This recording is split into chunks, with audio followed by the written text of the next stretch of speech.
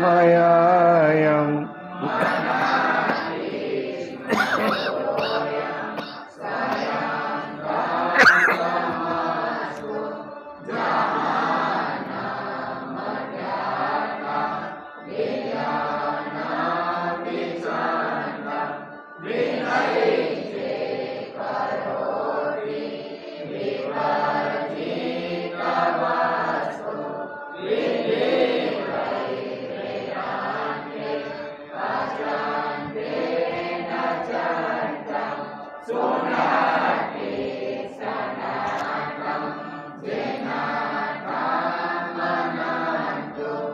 અગાધમ વર્ણમ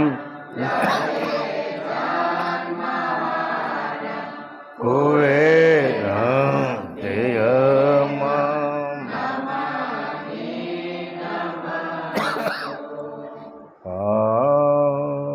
આદિશક્રત સ્વરાજ કરુણેશ કૈવલકર્તા કે કૃષ્ણ સ્વામી મહારાજ કે શ્રીમંત કરુણા સાગર ભગવાન की नरवेद सागर महाराज की महंत पश्वी रघुराम महाराज की परमहंस सुखानंद जी महाराज की श्री विष्णुदास जी महाराज की श्री शांतिदास जी महाराज की श्री शीतलदास जी महाराज की श्री अविचलदास जी महाराज की सर्व संतन की सर्वदेवन की कैवल धाम की गुड़गाड़ी शारसा पड़ी गई कायम पंथ की ज्ञान संप्रदाय की बाल तिलक की पंचम स्वसम वेद की जगास्थान की ग्रंथवाचन प्रारंभ समय का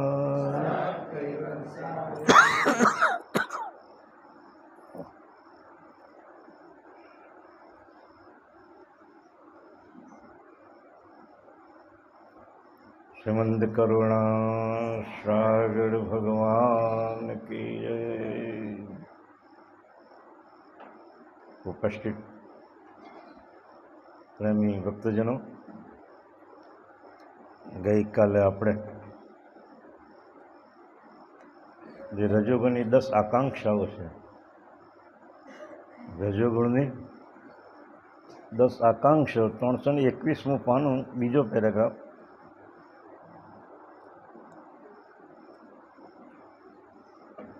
એ રજોગુણની આકાંક્ષાઓની ઉલટ ક્રિયાઓ આપણે હવે વાંચવા માટે જઈ રહ્યા છે। ગઈકાલે આપણે જોયું કે જે શ્રવણ આકાંક્ષા છે એ પરમપતિની પ્રાપ્તિ કરવા માટે એ આકાંક્ષાને કઈ રીતે કામે લગાડવી, આમાં આપણે વાંચ્યું ગઈકાલે કે જે સદગુરુની જે ઉપાસના છે, પરમગુરુની જે ઉપાસના છે, એનું આપણે શ્રવણ કરવાનું છે। શું કરવાનું છે? પરમગુરુના બોધના લક્ષણના જે વચનો છે એ વચનોને આપણે શ્રવણ કરવાનું છે। અને પરમગુરુના જે અગાઢ સત્ય વચનો છે, પરમગુરુના જે અગાઢ કે જેની કોઈ ગતિનું વર્ણન ન કરી શકાય એવા અગાઢ લક્ષબોધના વચનો, એનું અનુમાનપૂર્વક શ્રવણ કરવાનું। અનુમાનપૂર્વક એમ કે મારે આ કામમાં આવે છે કે નથી કામમાં આવતું એવું અનુમાન કરવાનું। ખોટા મિથ્યા વચનો આપણે સાંભળવાના નહીં, એવું અનુમાન આપણે કરવાનું। એટલે અનુમાનપૂર્વક એનું ગ્રહણ કરજો એમ। શ્રવણ આકાંક્ષા માટે ઘણું બધું કાલે તો કહેવાયું। એટલે તારા અંતસ્કરણને વિરહની જે વેદના જે છે વેદના પરમ ગુરુના લક્ષ્ય વચન માટે એકદમ પ્રીતિથી રાખવી એમ. બીજા કોઈ બધા વચનો ફાલતુ ફાલતુ વચનો સાંભળવા નહીં. તે દિવસે મેં પેલો દાખલો પણ કીધેલો ને, પેલા ચોરને કે ભાઈ દેવીને પડછા હોય ને એમ. પેલા ચોરે જોયું છે કે આ તો દેવીને તો પડછાયો પડે છે, એટલે સંતના વચનો એને યાદ આવ્યા. એને જો શ્રવણ જે કરે ને, કાનમાં તો આંગળી નાખેલી હતી, અને બાપદાદાનો સિદ્ધાંત એવો કે સંતોના વચનો સાંભળવા નહીં એમ. પણ કાંટો વાગે અને કાંટો કાઢવા માટે તો એક આંગળી તો કાઢી જ નાખવી પડે.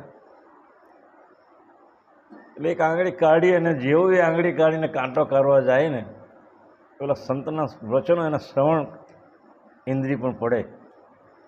દેવીને પડછા હોય નહીં એમ. એટલે એક જ શબ્દની અંદર એને જો શ્રવણ કર્યું, એક ખાલી નામનો સામાન્ય એક શબ્દ હતો, દેવીને પડછાયો હોય નહીં એમ. અને જ્યારે એને પકડવા માટે યુક્તિ પ્રયુક્તિ બધા કરે, અને તે વખતે એને ગામમાં આ જ ચોરના ઘરની પાસે આવીને ઊભા રહે છે અને કહે છે કે આ બેનને દેવી પ્રગટ થાય છે, શરીરના અંગમાં દેવી આપે છે. જે કોઈ પણ ચોરી કરેલી હોય તો મહેરબાની કરીને પોતાના પેલા જે વસ્તુ લઈને આવેલો તેની હાજર થાય, નહીં તો જો પકડાઈ જાય અને દેવી એમ કહે છે આ ચોર છે એમ પકડાઈ જશે તો દેહાંત દંડની સજા થશે. પણ પેલા ચોરને પેલું આકાંક્ષા જે છે, ઇન્દ્રિય આકાંક્ષા, જેને શ્રવણ આકાંક્ષા કહેવામાં આવે, અને કાને શબ્દ પડે ને ગ્રહણ તરત જ કરી લે. સંતના વચનને ગ્રહણ કરવાનું આ બાબત અહીંયા આપણને સમજાવે છે કે પરમ ગુરુના લક્ષ્ય બોર્ડના જે વચનો છે, એ વચનો એટલે કોઈ પુરુષ પ્રકૃતિના મુખેથી આ રચાયેલા નથી. આ વચનો પરમ ગુરુના જે વચનો છે તે કોઈ પુરુષ અને પ્રકૃતિના દ્વારા એ રચાયેલા નથી. પરમ ગુરુ તો અનંત સ્વરૂપના એ અધિષ્ઠાતા છે, અવિગત પુરુષ છે. એટલે એ વચનો આપણે સાંભળવાના છે. એટલે પેલા ભાઈના જે ચોર છે ને એક જ વચનથી એની જિંદગી સુધરી જાય, અને રાજાના પેલા દરબારીઓ જે પકડવા આવે છે એમાંથી બચી જાય છે. પેલો વિચાર કરે છે એક જ ખાલી શબ્દ મારા શ્રવણ કાંતે પડ્યો તો મારી જિંદગી આખી સુધરી જાય. નહીં તો રાજાના બધા દરબારીઓ આવીને મને પકડી જશે તો મારી શું દશા થશે. શ્રવણ આકાંક્ષાની એક જ શબ્દ એનું આખું જીવન પલટાવી દે. આપણે તો કેટલા દિવસોથી આ શ્રવણ એને કંથે કરીએ છીએ, શ્રવણ કરીએ છીએ, અને આપણે એને હૃદયમાં ઉતારીએ છીએ. હૃદયની ઉપર ફિક્સ કરી દેવાનું, સીલ મારી દેવાનું છે. આ વચનોને આપણે સીલ મારી દેવાનું છે. એમાં બીજું કોઈ ચંચુપાટ કરે નહીં, બીજું કંઈ અશબ્દ અલૌકિકને બીજા કોઈ શબ્દ એમાં પ્રવેશ નહીં કરે. એમાં એ રીતે આપણે એને શીલ મારી દેવાનું છે. મારા પરમ ગુરુ સિવાય બીજા મારા વચનો શું કામ સાંભળવા જોઈએ? એનાથી ઉત્તમ અથડું બીજું કોઈ છે દુનિયાની અંદર. એટલે ગઈકાલે આપણે જે શ્રવણ આકાંક્ષાની જે ઇન્દ્રિય છે એ પરમ પદને માટે કઈ રીતે કામ કરીને ક્યાં લગાડવી એની, એના બોધ વચનો આપણે કઈ રીતે ગ્રહણ કરવા, એ ગઈકાલે આપણે એ શ્રવણ આકાંક્ષાની વાત આપણે ગઈકાલે સાંભળી. આજે હવે સુગંધ આકાંક્ષા, નાસિકાએ રહેલી જે સુગંધ આકાંક્ષા છે, એ સુગંધ આકાંક્ષાને કઈ રીતે કામે લગાડવી આપણે પરમ ગુરુની પ્રાપ્તિ માટે, એના અંતર સ્વરૂપની ઓળખાણ માટે, એની સાથે પ્રીતિ કરવા માટે આ સુગંધ આકાંક્ષા આપણે કઈ રીતે એનો ઉપયોગ કરવો જોઈએ તે બાપજી અહીંયા કહે છે કે હવે નાસિકા દ્વારે નાના પ્રકારે પુષ્પાદિકની સુગંધ ગ્રહણ કરીએ છીએ. શું કરીએ છીએ આપણે? પુષ્પને, સુગંધને આપણે ગ્રહણ કરીએ છીએ. તે પદાર્થની સુગંધ લેવાની ભાવના જ્યારે નિજ અંતરમાં થાય, સુંદર ગુલાબનું ફૂલ હોય, આપણે એને સુગંધ દઈએ, સુગંધ આકાંક્ષાથી એનું એની સુગંધ લઈએ, અને એ જ્યારે લેવાની જે ભાવના જ્યારે થાય આપણા અંતરની અંદર, એના સુગંધ લેવાની આપણા નિજ અંતરની અંદર જો એ ભાવના થાય, ત્યારે શું લખે છે, ત્યારે સંત પરમગુરુ ભોગ મૂર્તિને ભક્તિ પ્રેમ વડે જે સુગંધી પુષ્પાદિક સમર્પણ કરેલું હોય, તેની ઉત્તર પૂજા થયા પછી તેની પ્રસાદી જે શરીરે સ્પર્શેલું છે તે માટે ધારણ કરીને પછી તેનું સેવન કરવાનું છે. શું બહુ સરસ વાત કરી આપણને, જુઓ તો ખરા કે પુષ્પાદી આપણે પરમગુરુના ચરણની અંદર સમર્પિત કરીએ. સવારના પહોરમાં આપણે મંદિર આવીએ અને ભગવાનને પુષ્પનું એના ચરણની અંદર સમર્પિત કરીએ અને નુછાવર કરીને અર્પણ કરીએ. એ ફૂલ ઉપાસના પટી ગયા પછી એના ચરણની અંદર જે સમર્પિત કરેલું જે ફૂલ છે, પુષ્પ છે, એને આપણે લઈ લેવાનું છે. શું લેવાનું છે? એના ચરણમાં સ્પર્શ કરેલું સુગંધિત પુષ્પ, પછી ગમે તે હોય, ગુલાબનું હોય કે મોગરાનું હોય કે ગમે તે હોય, પણ એ લઈ લઈને આપણા શરીરને આપણે અડાવીને મસ્તકની પણ એને ધારણ કરવાનું છે. તો કેવું સરસ વાત કરી. આ ઉલટ પંચીકરણની આજે બાબતો આપણે જરા સમજી રહ્યા છે કે એ પુષ્પને પરમગુરુના ચરણની અંદર સમર્પિત કરી અને પછી પૂજા અર્ચના થઈ ગયા પછી એ ફૂલને એ સુગંધી પુષ્પાદિક અર્પણ કરેલું હોય, તેની ઉત્તર પૂજા થયા પછી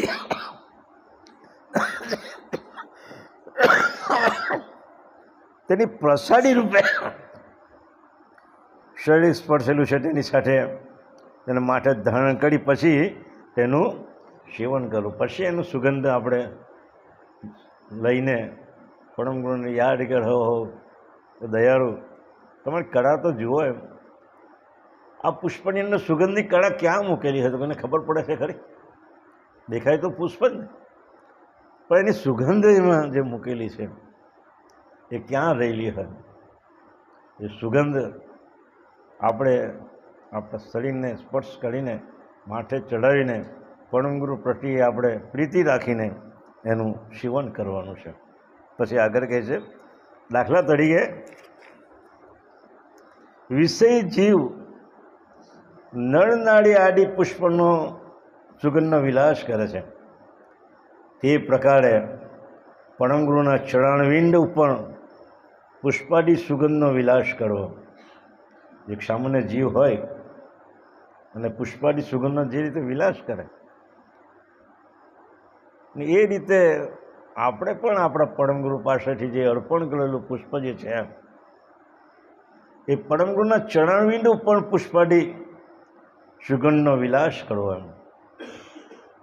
અને જેમ ભ્રમણ કમળની સુગંધ લે છે તે પ્રકારે વિરહ ભાવે પરમગુરુના ચરણ કમળની સુગંધને ગ્રહણ કરવી. જો દ્રષ્ટાંત આપ્યું, કેટલું સુંદર દ્રષ્ટાંત છે. જેમ ભમરો હોય એ કમળની પણ બેસે છે ત્યારે એટલો બધો આસક્ત થઈ જાય છે એના સુગંધની અંદર. બાપજી કે એવો આસક્ત તમે પણ થજો જે ભ્રમણ કમળની અંદર આશક બનીને રાતના કમળ ખીલી જાય ને પોતાનો જીવ પણ સમર્પિત કરી દે છે, એના જીવનું પણ ભાન રહેતું. એવી જે સુગંધ પરમગુરુ એમ કહે છે તમે એ પ્રમાણે સુગંધને પણ તમે ગ્રહણ કરજો. તમારા અંતર સ્વરૂપની અંદર એ સુગંધને ધારણ કરજો, એમ પ્રીતિપૂર્વક, પ્રેમપૂર્વક. મારા પરમગુરુના સ્વરૂપની જે આ સુગંધ છે એ દુનિયામાં કોઈ એની તુલના કરી શકે તેમ.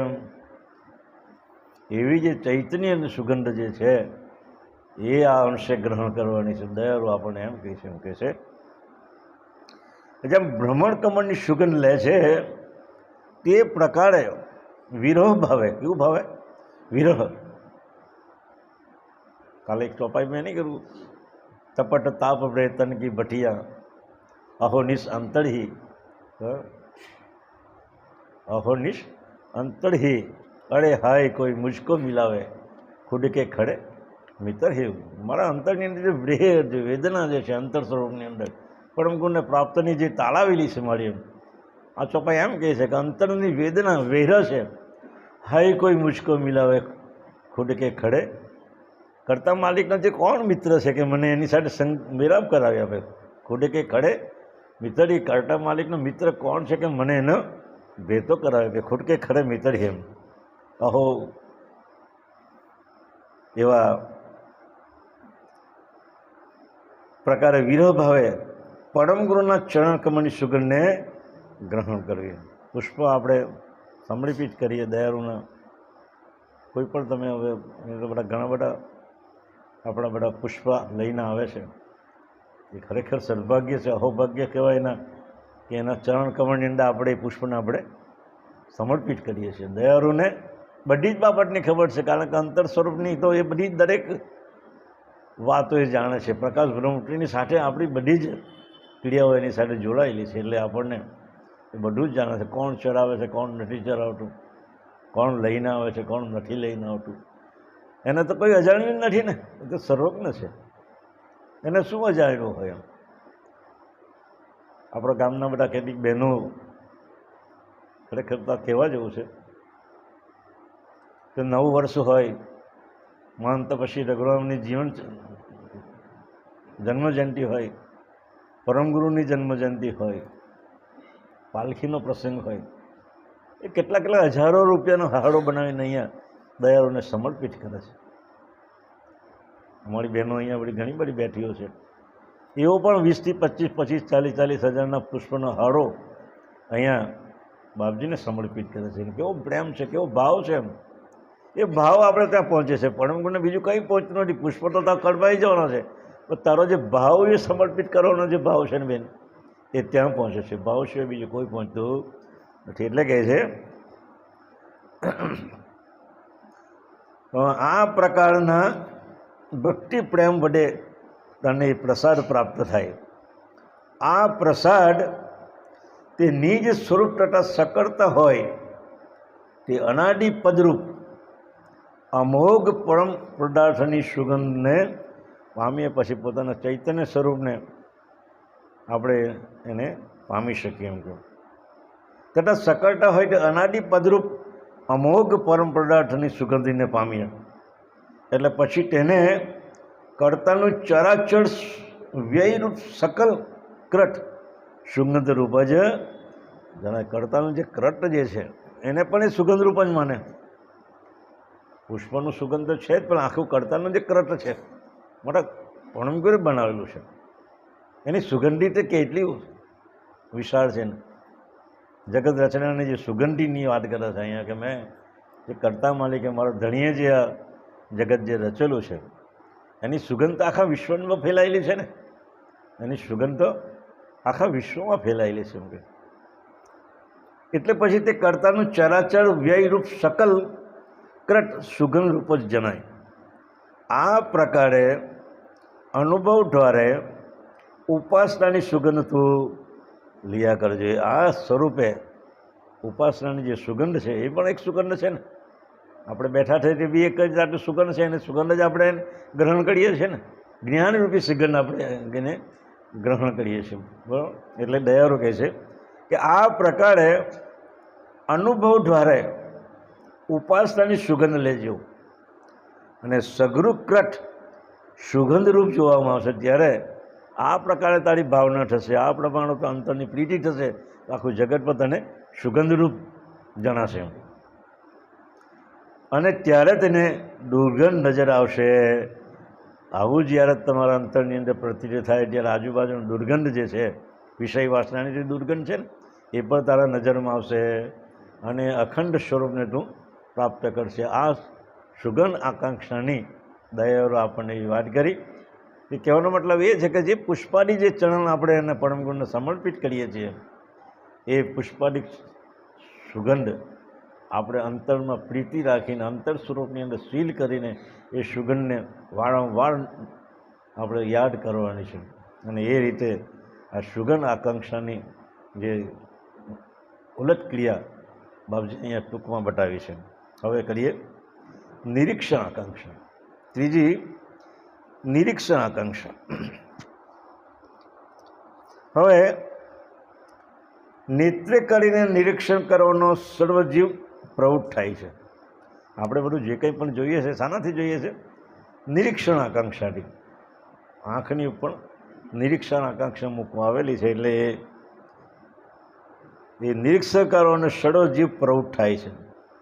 એમાં કોઈ કામની ઈચ્છાએ કરીને તો કોઈ સહેજ સ્વભાવે અંતર્બાહ્ય દૃષ્ટિએ સ્ત્રી પુરુષો સર્વે જુએ છે, પરંતુ વિષય ભાવ બુદ્ધિનું જે જોવાનું તેનો ત્યાગ કરીને, આંખો તો આપેલી છે એટલે દરેક વસ્તુ જોઈ શકીએ ને આપણે, તો કઈ રીતે જોવાનું? બાપજી એમ લખે છે કે વિષય ભાવ બુદ્ધિનું જે જોવાનું, દરેક પ્રત્યે જે વિષય ભાવથી આપણે જોઈએ તો એ જોવાનું છે નહીં. દયાળુ કહે છે કે વિષય ભાવ બુદ્ધિનું જે જોવાનું છે તેનો ત્યાગ કરીને જોવું. આપણે પરમ ગુરુના દર્શન કરવા આવ્યા, આજુબાજુ આપણું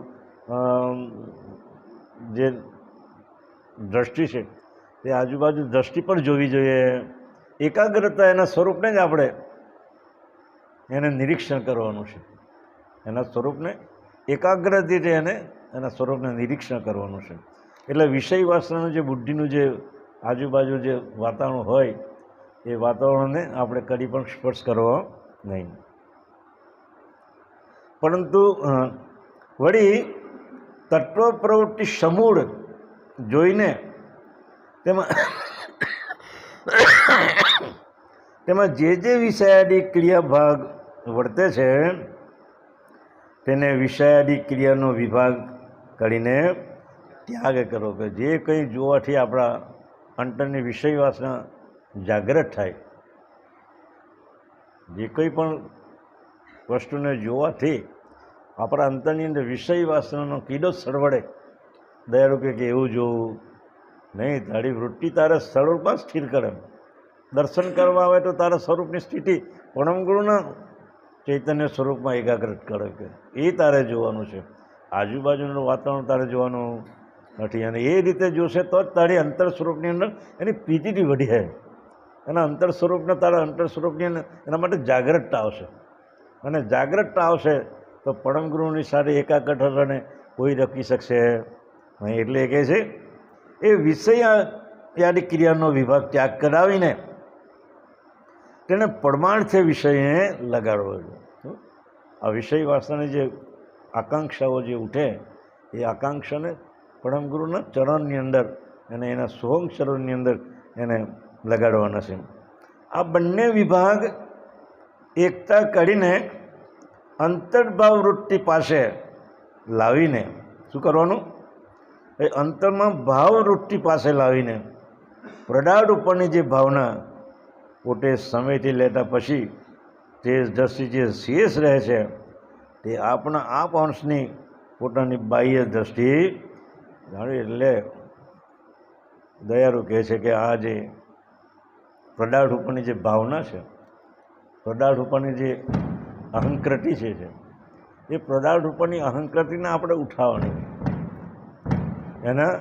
એના ઉપરથી ઉઠાવી લેવાની છે. અને પોતાનું જે સ્વરૂપ જે છે, હંસને પોતાનું સ્વરૂપ જે છે એને બાહ્ય દ્રષ્ટિ સાથે એને મેળવવાની છે. આ બાહ્ય દ્રષ્ટિ તે સજાણ નયન હોય. આ બાહ્ય દ્રષ્ટિ કેવી છે? આપણા જે નયન જે છે, આંખો છે, એ બાહ્ય દ્રષ્ટિને તે નયન હોય તે પરમ અલૌકિક પોતાને અંશ સ્વરૂપે દેખાડવા લાગે. આ જે બાહ્ય દ્રષ્ટિ છે આપણી જે, એ બાહ્ય દ્રષ્ટિને અંતરદ્રષ્ટિ કરવાની છે. આપણે શું કરવાનું છે? બાહ્ય દ્રષ્ટિને અંતરદ્રષ્ટિ કરીને પરમગુણના સોમચરણની અંદર એને સમર્પિત કરવાની છે એમ કહે છે.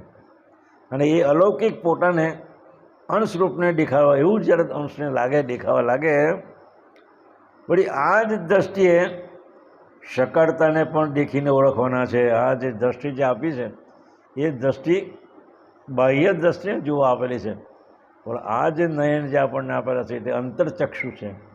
એ અંતરચક્ષુને અંતર સ્વરૂપમાં વાળીને જોયું તો પરમપટ્ટી સાથે આપણે એકતા કરી શકીએ. એવું દયાળુ આપણને એમ સમજાવી શકે છે.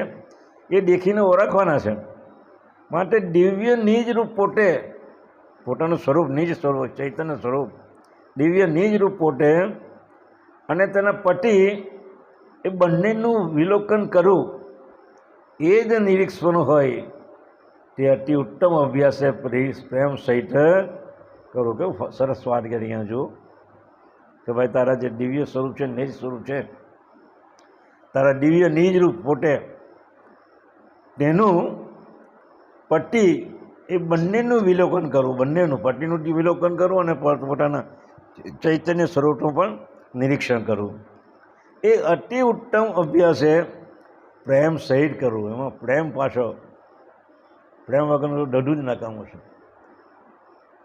કુદરતે જે કર્તાની જે રચના કરી હતી એની પોતાનો પ્રેમ સંયુક્ત રચના કરેલી છે, અમને એમ કરેલી નથી. એમાં પ્રેમ સંયુક્ત રચના ન કરી તો સારદર ચાલે જ નહીં, દુનિયા ચાલે જ નહીં. એનો સંકલ્પ પૂરો એ જ એનો પ્રેમ છે. જગત કર્તાનો જે પ્રેમ છે એ જ એનો સંકલ્પ છે. એ સંકલ્પની અંદર જ પ્રેમ એનું સમાવી દીધેલું છે. એટલે સારધાર દુનિયા ચાલ્યા જ કરે, ચાલ્યા જ કરે, ચાલ્યા જ કરે. આપણે પડમકરણની જે વાત કરી, નિરંજનના 8 ભાગ, અવ્યાકૃતના 2 ભાગ, એટલે 10 ભાગની આ પડમકારના દેહ બનાવ્યો. અને નિરંજનના અવ્યાકૃતના 8 ભાગ અને નિરંજનના 2 ભાગ, એમ એ સ્ત્રીનો દેહ બનાવ્યો. એમાં એકબીજાના જે ઓલ્ટરનેટ જે બધા મૂકેલા છે તત્વો, બધા એ તત્વોની જ ક્રિયા જે કામ કરી રહેલી છે. ઉપસ્થ ઇન્દ્રિય અને નેત્રે જો એ ભાગ ન મૂક્યો કે એકબીજાનો, તો જગતની રચના ચાલે જ કેમ કરી? એટલે એમાં પણ આંખમાં પણ પ્રેમ મૂકેલો છે. અનંગ ચક્ષુ તત્વ આપણને પ્રેમ ધારણ કરાવે છે. આંખની દ્રષ્ટિ પર મૂકેલું છે અનંગ ચક્ષુ તત્વ. અને નેત્રનું એ સહેલાણી મકાન છે. કોઈ આપણે સાપુતારા ગયા નથી, સહેલાણી મકાન કહેવાય ને લોકોને ફરવા આવવાનું. સહેલાણી મકાન કોણ? સાપુતારા છે, માઉન્ટ આબુ છે, આ બધા જે બધા સ્થળો છે એ બધા સહેલાણી મકાન કહેવાય. એમાં આંખનું જે સહેલાણી મકાન જે છે એ અનંગ ચક્ષુતત્વ એમાં મૂકેલું છે. એટલે એ અનંગ ચક્ષુતત્વના લીધે આ જગતનો જે સંબંધ છે, પ્રેમ સંબંધ, આનંદ યુગથી ચાલ્યા જ કરે, ચાલ્યા જ કરે છે. એટલે દયાળુ કહે છે માટે દિવ્ય નિજરૂપ પોતે ને તેના પતિ એ બંનેનું વિલોકન કરવું એ જ નિરીક્ષણ પણ હોય તે અતિ ઉત્તમ અભ્યાસે પ્રેમ સહિત ઓળો. અહો એ અંશ તમે સદગુરુ લક્ષ વડે ઉલટીને દેખશો. કયા લક્ષ વડે? સદગુરુનો એ જ ચૈતન્ય લક્ષ બોધ જે છે એ સ્વરૂપે તમે ઉલટીને જોશો, દેખશો તો સનાતન પ્રભુ દેખવામાં આવશે. આ ક્રિયાને તમે ઉલટાવીને જોવાનું. જે નિરીક્ષણ આકાંક્ષા છે એ બાહ્ય પદાર્થો વિકાર ઉત્પન્ન કરે, વિષય વાસના ઉત્પન્ન કરે, એવી દ્રષ્ટિથી આપણે જોવાનું નથી. એટલે કહે છે એ સદગુરુ લક્ષ વડે, સદગુરુનું લક્ષ્ય જે પ્રણું છે એ લક્ષ વડે જો જોવાનું તું કરશે તો સકળતા માલિક તને દેખાયો વિના રહેશે નહીં. અચરજ બસ ગ્રંથની અંદર અચરજ સાગર જે ગ્રંથની રચના કરેલી ને એ અચરજ સાગરભાઈએ પરમ ગુરુને એવું કીધું કે જ્યાં સુધી મને દર્શન નહીં આપે ત્યાં સુધી તમને કેમ માનું? એમ તારું સ્વરૂપ કેવું છે તેવું મને સમજાય નહીં ત્યાં સુધી હું તને માનું. એટલે 3 મહિના સુધી એણે અન્ન જળનો ત્યાગ કર્યો અને એના સોંગ સ્વરૂપની અંદર એના અંતર સ્વરૂપને લક્ષ્યને એવો સ્થિર કરી દીધો કે 3 મહિના પછી પરમગુરુ જાતે એના ઓરડાની અંદર પ્રકાશ સ્વરૂપે પરમગુરુ એને દર્શન આપે છે. એની ભક્તિ તો જુઓ તમે. 3 મહિના સુધી ખાવું પીવું અને એના લક્ષ્યની અંદર સ્થિર રહેવું એ કંઈ જેવી તેવી વાત છે? આ કંઈ પરમગુરુ કે રમકડું છે કે પપ્પા લાવી આપીને આપણે રમ્યા કરીએ એવું રમકડું છે? એને પ્રાપ્ત કરવું એટલે કેટલું કષ્ટ વેઠવું પડે. એટલે એ સ્વરૂપને ઓળખવા માટે દયાળુ ત્યાં પ્રગટ થાય છે અને સ્વરૂપના દર્શન આપે છે અચરજબાને. અને અચરજબા કહે છે માગ માગે, પરમગુરુ કહે છે માગ માગે તે આપવું. અચરજ તને શું જોઈએ છે? તો અચરજબા એટલું જ કહે છે મને કઈ જોઈતું? તું મને મળ્યા પછી મારે શું જોઈએ? એમ કોઈ જાતની કમી રહી ખરી? મારે તો ફક્ત ખાલી મારા અંતર સ્વરૂપમાં વસીને અચરજ સાગર ગ્રંથની રચના કરે એ જ માગું છું, બાકી બીજું કોઈ માગતી નથી. એટલે એ રીતે દયાળુ કહે છે. હા, તમે સદગુરુ લક્ષ વડે ઉલટીને દીખશો તો સનાતન પ્રભુ દીખવામાં આવશે. એટલા સારું પરમ ગુરુ શ્રીમંત કરુણાસાગર ભગવાનનું રૂપ કેવું રૂપ છે એનું? જે સોહંગ સ્વરૂપ કેવું છે? અખંડ ગતિરૂપ જોટાડે એવું. એ પરમ ગુરુના સ્વરૂપને આપણે એ કાયમ માટે જોટાડે એવું અને અંતરની અંદર પ્રીતિ ધારણ કરી રહ્યો. એ દયાળુ મને તું ક્યારે આવીને મળે? મારી જે વેરની જે વેદના છે ક્યારે શાંત થાય? ચોમાસાની અંદર ચાટક પક્ષી મેઘનું બંધારણ કરે ઉપર, જ્યાં સુધી વરસાદ ન પડે ત્યાં સુધી એનું મોર ઉપર જ રહે, ભલે મળી જાય પણ જ્યાં સુધી મેઘનું બિંદુ મારા શરીરની અંદર ન મળે ત્યાં સુધી મારે ભૂખે તરસે મળી જવું પણ બીજું મળે કંઈ જોઈતું નથી. એટલે કહે છે પરમગુરુ શ્રીમંત કરુણાસાગર ભગવાનનું રૂપ સોહંગ સ્વરૂપ અખંડ ગતિ રૂપ જોટાડે એવું. સંત મહાન સમર્થ પરમગુરુ હોય. સંત આ સંતની પંઠી જો માથે બિંદુ કલાય ને સની પંઠી માથે બિંદુ કલાય તો શું થાય? સઠ. જેને સતના સ્વરૂપને ઓળખ્યો છે એ જ સંત હોય. બીજો કોઈ સંત હોઈ શકે, પછી તે ગ્રહસ્થ હોય કે ગમે તે હોય, પણ સતના સ્વરૂપને જેણે ઓળખ્યું એ જ સંત કહેવાય. કે કરુણાસાગર ભગવાને તો સંતની વ્યાખ્યા પરમગુરુને જ લાગે છે, બીજા કોઈને લાગતી નથી. એટલે કે સંત સ્વરૂપ અડુપટે હળીલીનો અવતાર. હળીલીનો અવતાર સંત એ કોણ છે? હળીનું જ એક બીજું સ્વરૂપ છે. સંત સ્વરૂપ અડુપટે હળીલીનો અવતાર.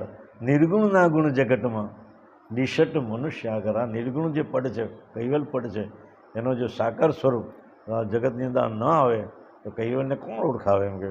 એટલે કહે છે કે સંત એ મહાન સમર્થ પરમગુરુ હોય તેની દેહાંતર તેમના સોહંગરૂપ મૂળ ખરા સ્વરૂપની પરમ આકૃતિ પ્રથમ અતિ ઉલ્લાસે જોવી. એની જો ચૈતન્ય સ્વરૂપ જે મૂર્તિ છે એ મૂર્તિની પણ આપણે સામે જઈને એને એવા ધ્યાનથી એનું સમર્પિત કરવાનું છે, એવા ધ્યાનથી આપણે જોવાનું છે, એવા નિરીક્ષણથી આપણે એને જોવાનું છે કે આપણી એની વૃત્તિ અને આપણી જે વૃત્તિ ચૈતન્ય વૃત્તિ એકાકાર થાય તો આપણે તે જ સ્થળે પરમપદ મળવાનું સૌભાગ્ય આપણે પ્રાપ્ત થાય. એટલે પ્રથમ આકૃતિ અતિ ઉલ્લાસે જોવી. પરમગુરુ જે ચૈતન્ય સ્વરૂપ જે મૂર્તિ છે એ મૂર્તિને પણ કેવી રીતે જોઈ? અતિ ઉલ્લાસે જોવી. એમાં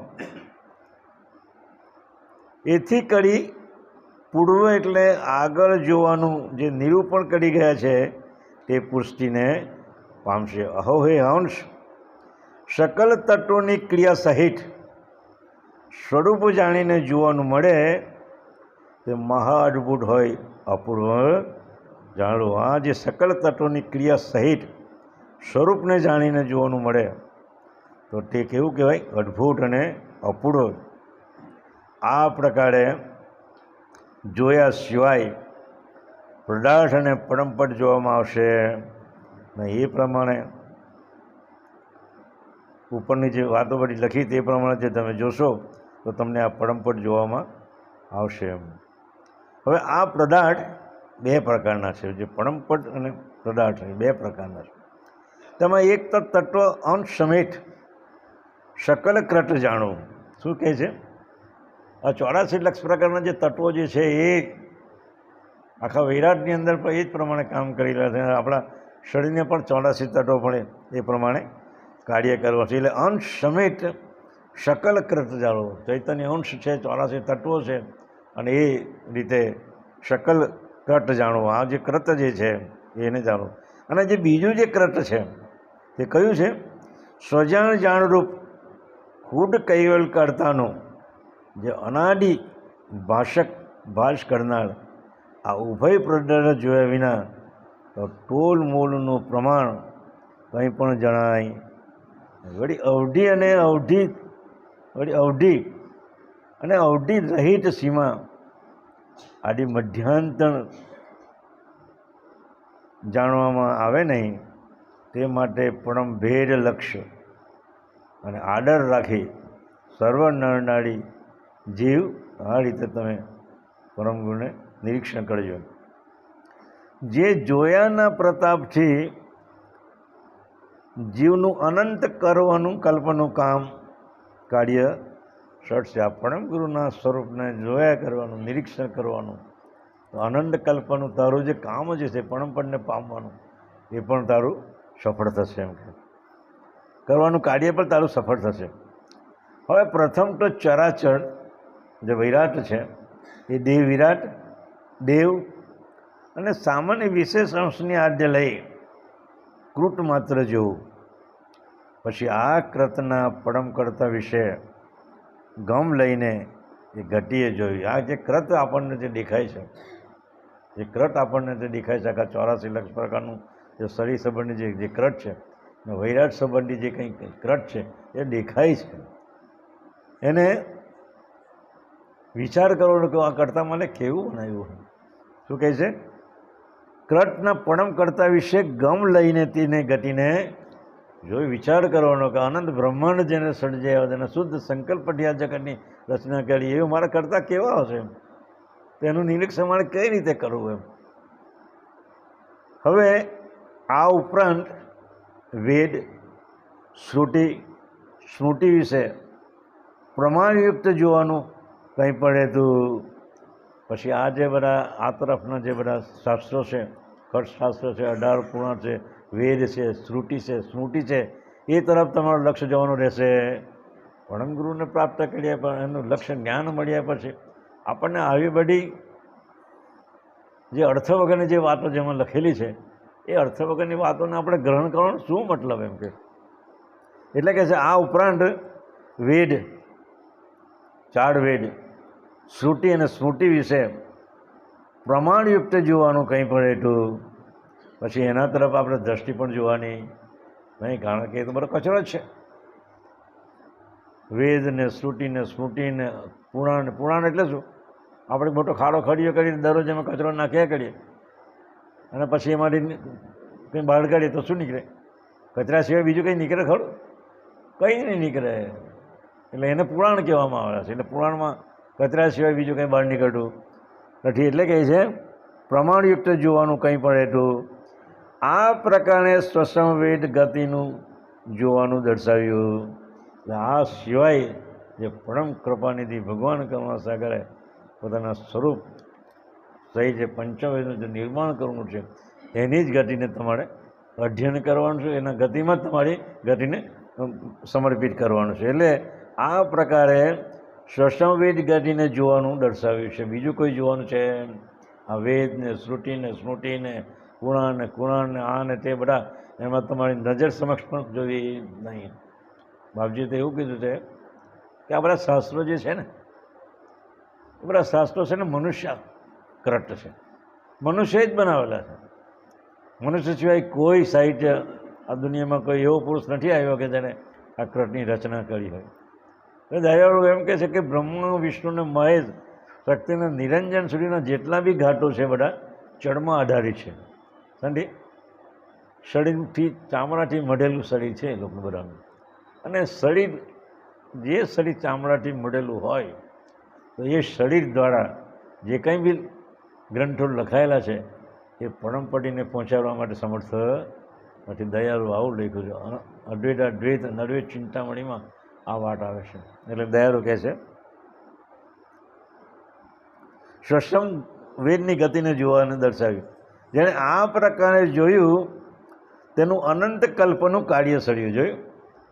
પંચવેદમાં જોવું એટલે પરત સ્વરૂપની જે સ્થિતિ જે છે, સોહમ, પરમગુરુની જે સોહંગ સ્વરૂપ છે, એ સોહંગમાં તમારે સ્થિતિ કરવાની છે.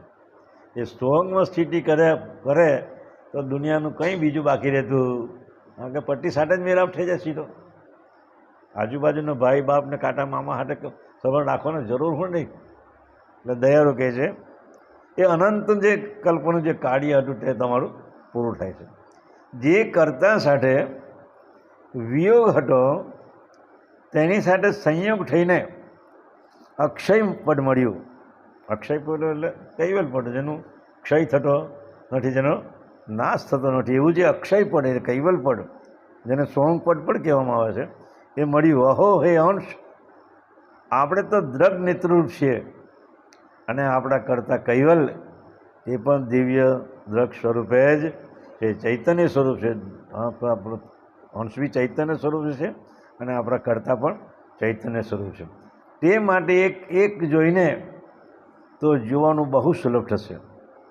દિવ્ય દેહરૂપ દ્રગ આકૃતિ જેની છે તે પરમ અવ્યય વ્યક્તિ હોય, પોતે સુજાણ, સર્વજ્ઞ, અખંડ, વિભૂતિરૂપ, અમર અને અચળ છે. પરમગુરુનું સ્વરૂપનું આ વર્ણન કરે છે. કેવા છે પરમગુરુ? એ તો અવ્યય, એનો કોઈ વ્યય લાગી શકતો નથી. પોતે સજાણ છે, ચૈતન્ય સ્વરૂપ છે, મહડ સજાણ જાણશું, સજાણ સ્વરૂપ છે. સર્વજ્ઞ એટલે દરેક અંશને કયા ઘાટમાં કોને મૂકવો, કઈ સ્થિતિ પ્રાપ્ત કરાવી, એ બધું જ પરમગુરુ જાણે છે, એટલે એ સર્વજ્ઞ છે. પછી અખંડ વિભૂતિરૂપ, એની જે વિભૂતિઓ છે, 16 વિભૂતિ છે, 9 બુદ્ધિ છે, અસ્ત્ર સિદ્ધિ છે, એ બધી એની વિભૂતિ છે. એ પણ કેવી છે? અમર અને અચળ છે, એનો પણ નાશ થતો નથી. વળી અંશનું અને નીચ કરતા પ્રભુનું એકને જોવાનું સચિંતક અતિ સચેતન હોય, પરમ સુખરૂપ છે. એકબીજાને નિહાળીએ, પરમગુરુને આપણે જોઈએ અંશ સ્વરૂપે, અને અંશપતિ પરમપતિને એના સ્વરૂપને નિહાળે, તો એનું જે સચેતન કેવું છે? પરમ સુરેખ છે. તે વિશેની આ પ્રીતિથી કહી, એથી કરી વિવેકપૂર્ણ જણાય છે. તેમાં અંશની દ્રષ્ટિ વડે તત્વનું વર્તમાન થાય છે. અંશની દ્રષ્ટિ વડે આ બધું વર્તમાન થાય છે. અને કૈવલ કર્તાને જોયા કરીને અંશ સચેત થાય છે. આ નિરીક્ષણ આકાંક્ષાની આપણે વાત કરી રહેલા છે કે પરમગુરુને કઈ રીતે નિરીક્ષણ કરવું, કઈ રીતે એના અંતર સ્વરૂપની આપણે એને પ્રીતિથી લાવવી. એટલે એ એકને જોવાનું સચિંતક અતિ સચેતન હોય, પરમ સુખરૂપ છે. તે વિશેની આ પ્રતિથી તમને કહી, એથી કરી વિવેકપૂર્વક જણાય છે. તેમાં અંશની દ્રષ્ટિ વડે તત્વનું જે વર્તમાન થાય છે, અને કૈવલ કર્તાને જોઈએ કરીને અંશ સચેત થાય છે. દ્રષ્ટાંત આપે છે, એમ કહે છે કે જેમ સૂર્યના ભાસ વડે નેત્રના તેજને પુષ્ટિ મળવાથી પદાર્થને આપણે દેખી શકીએ છીએ. અંધારામાં આપણે પદાર્થને નથી શીખી શકતા, કારણ કે આપણી દ્રષ્ટિ પર ચંદ્ર અને સૂર્યનો જે અંશ આવેલો તત્વ, એ સૂરજ ચંદ્ર આપણી સાથે અંદર મળે તો જ આપણે જોઈ શકીએ છીએ. નહીં તો અંધારામાં તો સૂર્યચંદ્ર આપણા દ્રષ્ટિમાં આવતો જ નથી, પ્રકાશ થતોય નથી, અને આપણે અંધારામાં જોઈ શકતા નથી. એટલે કે સૂર્ય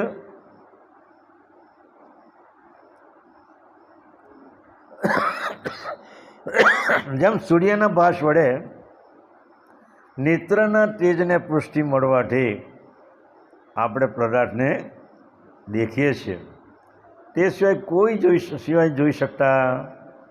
પણ સૂર્ય કંઈ નેત્રની પુષ્ટિ સર્વને દેખાતો નથી. સૂર્ય કંઈ નેત્રની પુષ્ટિએ સર્વને દેખાતો નથી. તે તો સ્વયં પ્રકાશક છે.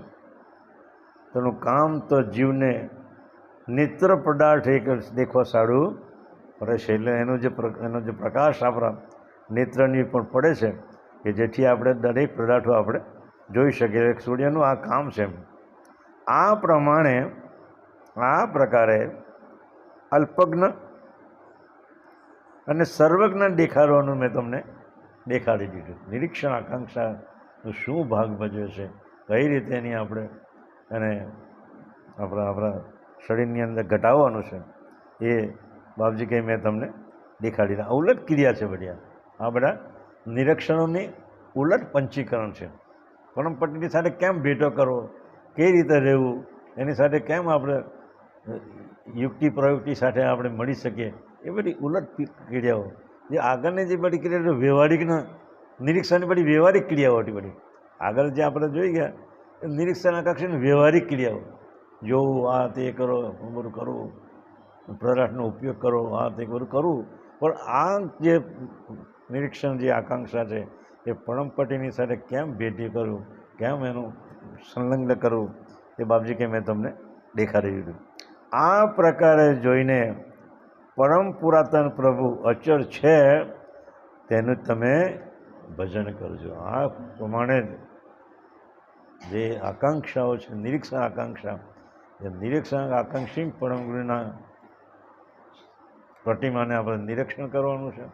એના સોંગશરણની અંદર આપણી વૃત્તિને સ્થિર કરવાની છે.